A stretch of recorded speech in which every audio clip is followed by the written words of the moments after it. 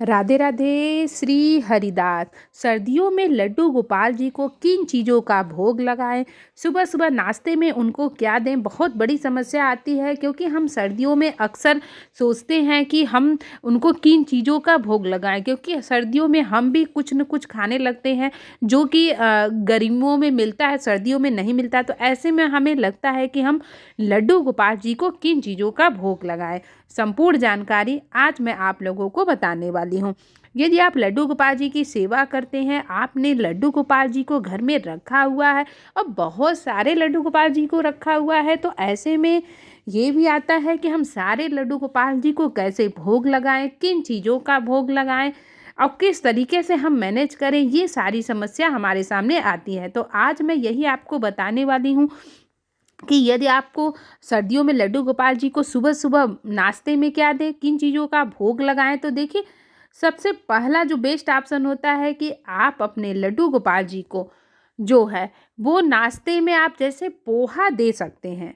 पोहा इसलिए दे सकते हैं क्योंकि देखिए, पोहा गर्म भी रखता है और ऐसे में ठंड का मौसम है तो हमारा खुद भी खाने का मन करता है। तो जो आप अपने घर में बनाते हैं सर्दियों के मौसम में, जैसे बिना नॉनवेज के, बिना लहसुन प्याज के, जैसे कि पोहा हो गया।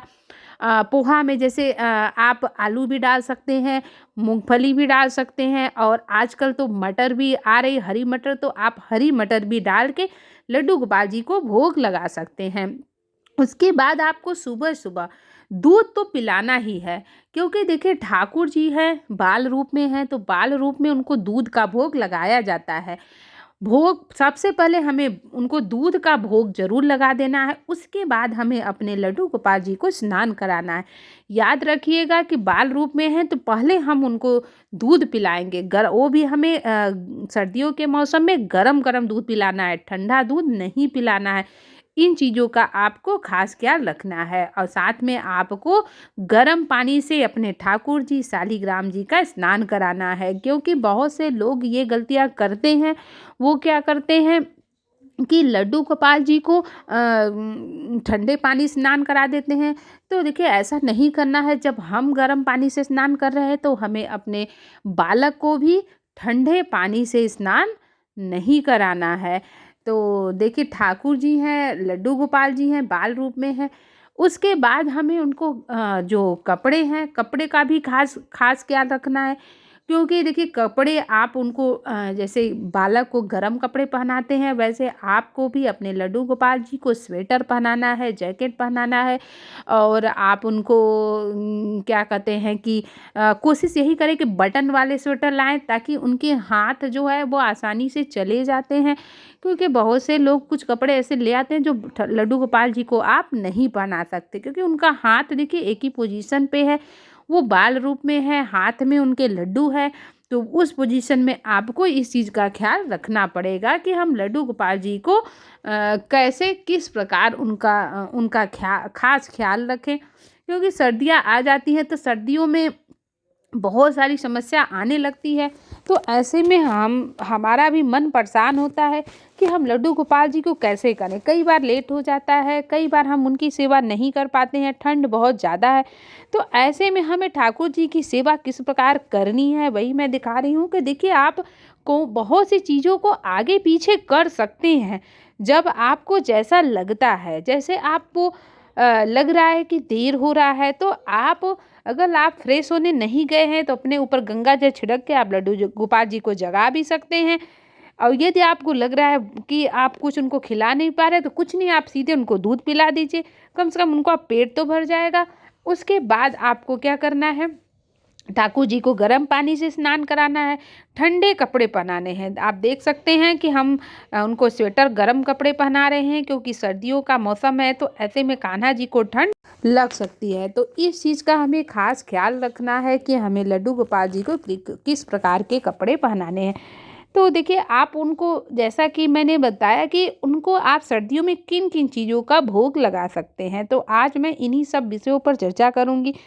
तो देखिए, आपको सबसे पहले, जैसे आप देखते हैं, जैसे ही सर्दियाँ स्टार्ट होती हैं तो आप देखेंगे कि सब्जियां भी तरह तरह के बदल जाते हैं। जैसे सर्दियों के मौसम में देखेंगे कि गाजर आ जाता है, सर्दियों के मौसम में आप देखेंगे कि मटर मिलने लगता है, संतरा मिलने लगता है, मौसमी फल मिलने लगते हैं, चूड़ा मटर, चूड़ा दही, चूड़ा दूध, मतलब बहुत सारी वैरायटी है खाने के जो कि आप अपने लड्डू गोपाल जी को खिला सकते हैं। हरी साग सब्जियां भी सर्दियों के मौसम में आ जाती हैं, तो वो भी आप अपने ठाकुर जी को खिला सकते हैं। सबसे बड़ा हमारा मन का भाव होता है। लेकिन एक समस्या जो सबके घरों में आती है, मैंने देखा है, वो सबसे बड़ी समस्या यही है कि आपके घर में यदि नॉनवेज बनता है, लहसुन प्याज बनता है, तो आपको बहुत मुश्किल हो जाता है ठाकुर जी की सेवा करने में। ये मैंने अक्सर देखा है, क्योंकि दिमाग में यही चलता है कि मैं उनको उसी बर्तन में खाना कैसे खिलाऊं, उसी बर्तन में मैं कैसे पिलाऊं, ये समस्या मैंने देखा है कि आ जाता है। तो इन सब पे भी डिटेल्स में मैंने वीडियो बनाया है, आप उस वीडियो को देख सकते हैं। तो देखिए, यदि आपने राधा रानी जी को रखा है तो आप उनको भी गर्म कपड़े पहनाएं, उनका श्रृंगार करें, क्योंकि ठंड के जो मौसम है ना, ठंड के मौसम में ठाकुर जी की सेवा हमें सच्ची मन से लगन से करना चाहिए। जब हमें ठंड लग रही है तो ठाकुर जी को तो ठंड लगेगी ही लगेगी। अब देखिए, उनके लिए ये सब चीज़ें बेकार है, क्योंकि वो जो उन्होंने लड्डू गोपाल जी को भगवान नहीं माना है, लड्डू गोपाल जी को बालक नहीं माना है, लड्डू गोपाल जी को सिर्फ एक मूर्ति माना है। उनको, उनके लिए ये सब चीज़ें बेकार है। क्यों? क्योंकि उनको लगता है कि हम ठाकुर जी की सेवा बेवजह ही कर रहे हैं, इतनी मूर्तियों को रखने से क्या फ़ायदा। मैंने बहुत से लोगों को देखा है कि अरे कौन इतना सेवा करता है, इतने ठाकुर जी को कौन रखता है, क्योंकि आजकल लोग तो दो चार भी लड्डू गोपाल रख लेते हैं। देखिए, वही भक्त उनको रख सकता है जिस भक्त के मन में भाव है। अब सबके घर में तो ठाकुर जी नहीं जा सकते हैं। आपने सोचा है कि और लोगों के घर में क्यों नहीं जा रहे हैं? इसका मतलब ही यही है कि ठाकुर जी वहीं जा रहे हैं जहाँ पे लगता है कि हाँ, उनकी सेवा हो सकती है, उनकी पूजा हो सकती है। तो देखिए, आज लाला जी बहुत ही प्यारे लग रहे हैं, बहुत ही सुंदर लग रहे हैं येलो कलर के ड्रेस में, और राधा रानी भी बहुत प्यारी लग रही हैं। तो देखिए, हमें ये नहीं सोचना है कि हम लड्डू गोपाल जी की सेवा कैसे करें, क्योंकि अक्सर देखिए हमारे मन में होता है कि अरे हम कान्हा जी की सेवा कैसे करें। कुछ नहीं सोचना, आपके घर में जो है, आपने जो श्रृंगार लाया है, जो कपड़े लाए हैं, जैसे अपने बालक को आप पहना रहे वही पहनाइए। एक गृहस्थ आश्रम में रहकर अगर आप ठाकुर जी की सेवा कर रहे हैं तो ये भी अपने आप में बड़ी बात है।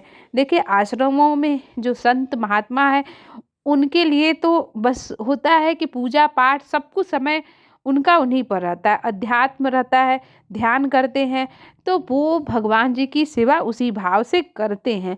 लेकिन हमारे साथ क्या होता है, हम गृहस्थ आश्रम में हैं तो हमारे बच्चे भी हैं, परिवार भी है, तो उन सबको देखते हुए हमें उनकी सेवा करनी होती है।